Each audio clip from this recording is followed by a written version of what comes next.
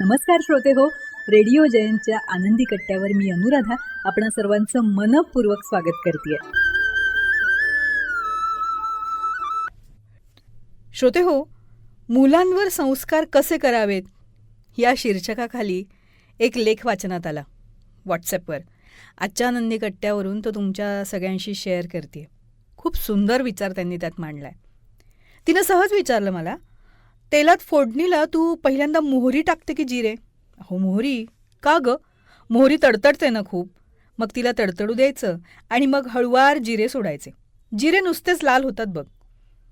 जीवनाचं सूत्रच आहे गं. कोणतं? तडतडणाऱ्याला तडतडू द्यायचं आणि त्याचं तडतडणं थांबलं की हळूच प्रेमाचे जिरे सोडायचे.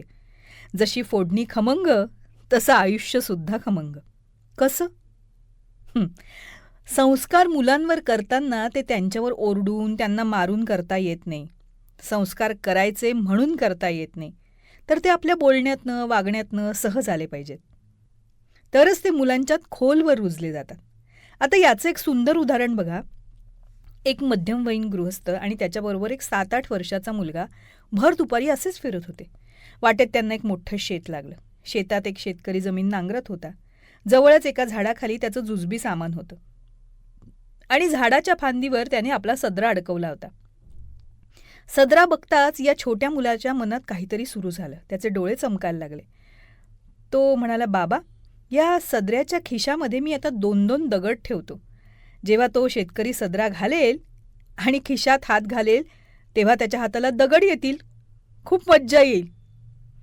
बाबा म्हणाले, हो, पण मी एक त्यात बदल सुचवतो बघ. त्या दगडांऐवजी ना आपण त्याच्यात 2-2 चांदीचे रुपये ठेवू. मुलगा म्हणाला, छे, दगडानं जास्त गंमत येईल रुपयांपेक्षा. पण मग बाबा म्हणाले, पहा तर, असं केल्यानं तुला जास्त मजा येईल. मुलगा थोडाशा नाराजीनंच तयार झाला आणि त्यानं टाचा उंचावून त्या फांदीला लटकलेल्या सदऱ्याच्या दोन्ही खिशात 2-2 चांदीचे रुपये ठेवले. त्याला माहिती होतं मजा तर येणारच नाहीये, उलट रुपये मात्र जाणार आहे.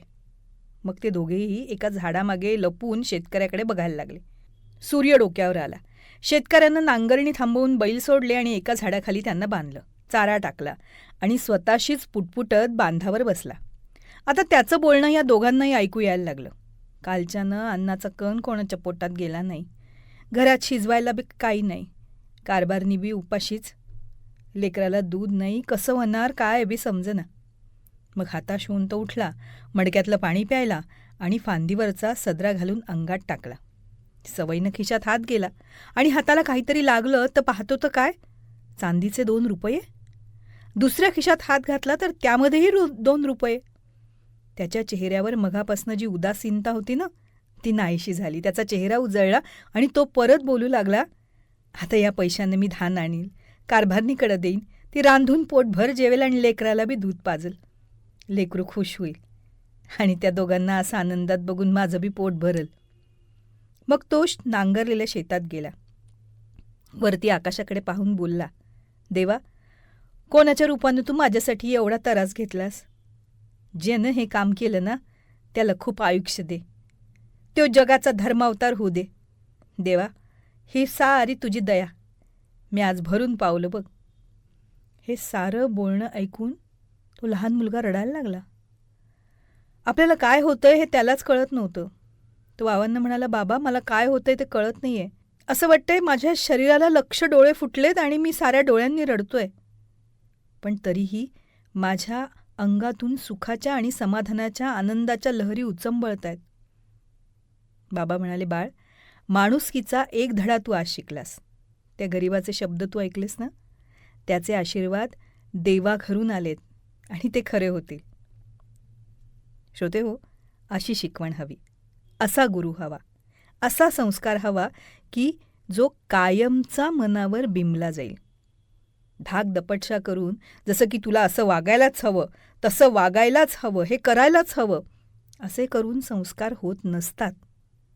आपणच आपल्या आचरणातून, वागणुकीतून सहज, अगदी सहज प्रकट करायला हवेत ते आणि मुलांना जाणवून द्यायला हवेत.